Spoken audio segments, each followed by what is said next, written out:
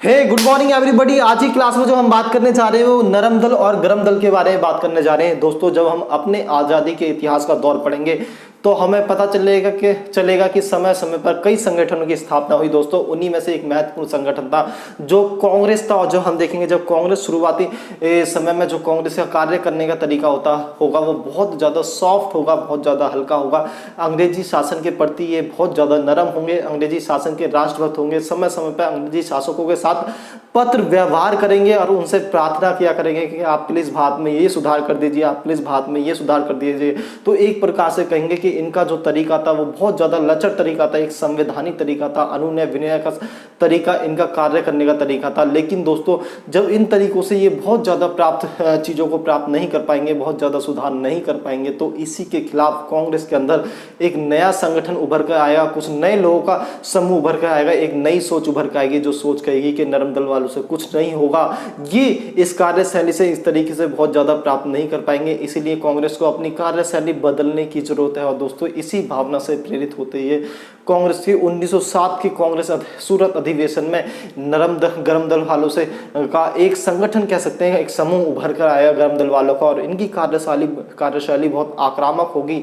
ये अंग्रेजी शासन को चुनौती पेश करेंगे, ये स्वदेशी आंदोलन को बहुत तेज चालू करने का कोशिश करेंगे। ये कहेंगे स्वदेशी जो आंदोलन होगा उसे हमें तेज करना पड़ेगा, हमें केवल अंग्रेजी सरकार को टैक्स ना देकर हम ये आंदोलन नहीं कर सकते, बल्कि हमें अंग्रेजी जितने भी संस्थान होंगे, चाहे वो कॉलेज हो, चाहे वो हॉस्पिटल्स हो, चाहे वो अंग्रेजी ऑफिस हो, सभी से भारतीयों को बॉयकट करना पड़ेगा, सभी को भारतीयों को इन सभी चीज़ों से पीछे हटना पड़ेगा। और इसके साथ साथ हमें स्वदेशी चीज़ों को बढ़ावा देना पड़ेगा, स्वदेशी कपड़ों को बढ़ावा देना पड़ेगा, स्वदेशी मिल्स को बढ़ावा देना पड़ेगा, स्वदेशी उद्योग धंधों को बढ़ावा देना पड़ेगा, स्वदेशी विद्यालयों को, कॉलेजों को बढ़ावा देना पड़ेगा। तो दोस्तों, इसी तरीके से हम देखेंगे भारतीय इतिहास में एक दौर ऐसा आएगा जिस समय कांग्रेस के अंदर ही दो विचारधाराएं होंगी, एक गरम दल विचारधारा होगी, एक नरम दल विचारधारा होगी।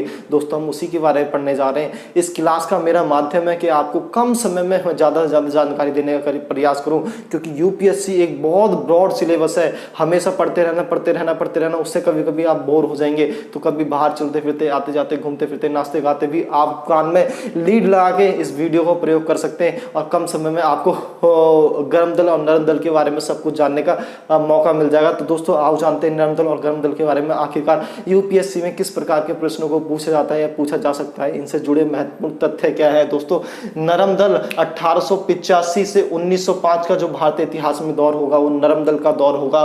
नेता A.O. ह्यूम कांग्रेस के संस्थापक भी थे। W.C. बनर्जी, व्योमेश चंद्र बनर्जी, सुरेंद्र नाथ बनर्जी, मदन मोहन मालवीय, बदरुद्दीन तैयब जी, न्यायमूर्ति रानाडे, जे सुब्रमण्यम अय्यर, ये इसके महत्वपूर्ण दोस्तों नेता रहेंगे। आगे बढ़ते हैं। कार्यशैली के आधार पर इन्हें नरम दल कहा जाएगा, क्योंकि ये अंग्रेजी शासन के प्रति एक प्रकार से वफादारी का परिचय देते हैं। ये अंग्रेजी सरकार के वफादार बन के रहते हैं। इनका मानना होता है अगर भारत में अंग्रेजी शासन नहीं होता तो शायद भारत आज इतना आगे नहीं बढ़ा हुआ होता, अगर भारत में अंग्रेजी शासन नहीं होता तो भारत की व्यवस्था इतने अच्छे से नहीं चल रही होती। अगर अंग्रेजी शासन यहाँ से चला जाएगा तो जल्दी यहाँ पर जापान या रसिया जैसे देश भारत पर कब्जा कर लेंगे। ये मानते थे अगर अंग्रेजी शासन यहाँ पर स्थापित है तभी हम सुचारू रूप से शासन को चला पा रहे।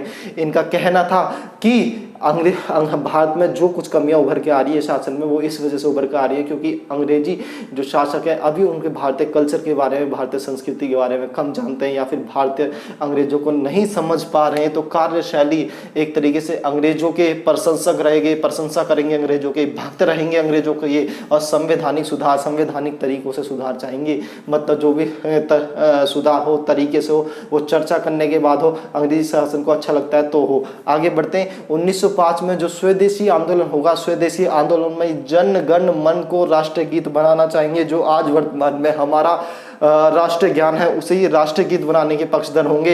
स्वदेशी आंदोलन में मतभेद उभर कर आएंगे और स्वदेशी आंदोलन के अंदर जो 1905 में स्वदेशी आंदोलन होगा, इस आंदोलन के अंदर कांग्रेस के आपसी नेताओं के बीच में मतभेद उभर कर आएंगे। कुछ नेता कहेंगे नहीं, हमें अपने कार्य करने का तरीका और आक्रामक करना चाहिए, हमें अंग्रेजी सरकार को चुनौती देनी चाहिए, अंग्रेजी सरकार ऐसे हमारी मांगों को नहीं मानने वाली। लेकिन एक दल होगा कहेगा नहीं, हमारे कार्य करने का तरीका यही है, क्योंकि हम नरम दल है, हम इसी तरीके से कार्य करेंगे, हम अंग्रेजी सरकार को समय समय पर पत्र लिखेंगे, अंग्रेजी सरकार से चर्चा करेंगे और उनसे बात करके जो भी समाधान हो सकता है वो निकालने का प्रयास करेंगे। लेकिन एक दल इनकी बातों से संतुष्ट नहीं होगा। जब वो इनकी बातों से संतुष्ट नहीं होगा तो वो एक अलग दल बना लेगा जिसे कहेंगे हम नरम दल।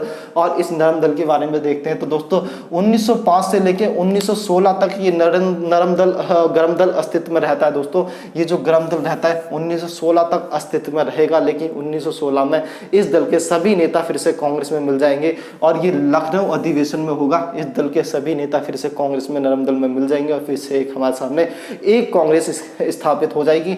इसके जो महत्वपूर्ण दोस्तों नेता होंगे वो लाल बाल पाल का नाम हम सुन चुके, लाला लाजपत राय है, बाल गंगाधर तिलक और एक और नेता जो अरविंद घोष दोस्तों इसके महत्वपूर्ण नेता होंगे। सूरत 1907 के सूरत अधिवेशन में ये अलग होंगे, 1907 के सूरत अधिवेशन में अलग होंगे। 1905 स्वदेशी आंदोलन होगा, इसमें मतभेद उभर कर आएंगे। उसके बाद जो 1906 का अधिवेशन होगा उससे मतभेद और बढ़ेंगे और 1907 के अधिवेशन में ये बिल्कुल कांग्रेस से अपने आप को अलग कर लेंगे और एक नया कार्य करने का तरीका ईजाद करेंगे। इनका मानना हुआ कांग्रेस के तरीकों से कभी भी आज़ादी नहीं, पूर्ण स्वराज्य नहीं पाया जा सकता। ये पूर्ण स्वराज्य की मांग करेंगे कांग्रेस, स्वशासन की मांग करेगी। तो दोस्तों स्वराज्य की मांग करेगी, स्वशासन की। तो दोस्तों देखेंगे अब 1907 सूरत अधिवेशन में ये पूर्ण रूप से कांग्रेस से अलग हो जाएंगे।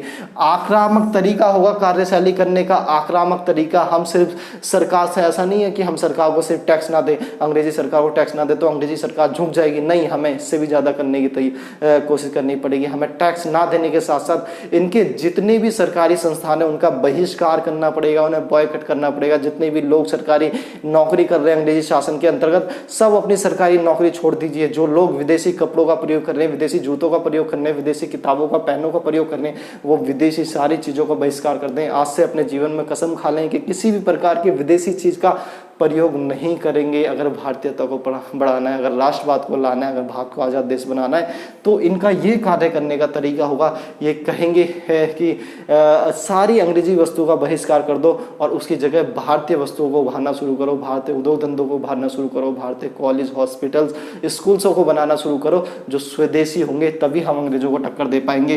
तीव्र परिवर्तन चाहते थे दोस्तों, तेज परिवर्तन चाहते थे, पूर्ण स्वराज्य चाहते थे। पूर्ण स्वराज्य से हमारा मतलब होगा ये चाहेंगे कि अंग्रेज यहाँ से चले जाएं, और अंग्रेज यहाँ से चले जाएंगे तो हम अपना शासन खुद चलाएंगे। लेकिन ये नहीं चाहते थे कि अंग्रेज यहाँ से चले जाएं, जबकि ये स्वराज की मांग करते थे। ध्यान रहे, ये स्वराज की मांग करते थे, ये पूर्ण स्वराज की मांग करते थे।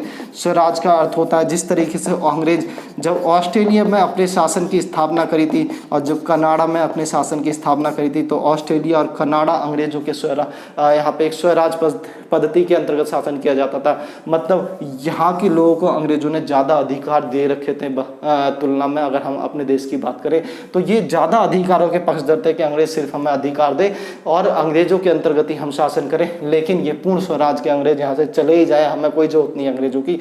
आगे बढ़ते तो कट्टर आलोचक, अंग्रेजों के कट्टर आलोचक थे, किसी भी कह सकते हद तक अंग्रेजी सरकार के खिलाफ जाने के लिए तैयार थे। वंदे मातरम को दोस्तों राष्ट्रीय गीत बनाना चाहते थे, राष्ट्रीय गीत वंदे मातरम को बनाना चाहते थे और कह सकते हैं कि स्वदेशी आंदोलन में ये वंदे मातरम को राष्ट्रीय गीत बनाना चाहते थे। तो दोस्तों ये गरम दल और नरम दल भारतीय इतिहास के दो महत्वपूर्ण बिंदु हैं। मैं आशा करता हूँ कि थोड़ा फास्ट वे में, लेकिन क्योंकि आप यूपीएससी के स्टूडेंट हैं और फास्ट रिविजन के लिए आपके लिए एक महत्वपूर्ण सिद्ध होगा। इस तरीके से हम लगभग 1-2 टॉपिक्स को कवर करेंगे। आशा करता हूँ आपको समझ में आया होगा। लाइक करें, शेयर करें, सब्सक्राइब करें, कमेंट करें। थैंक यू दोस्तों।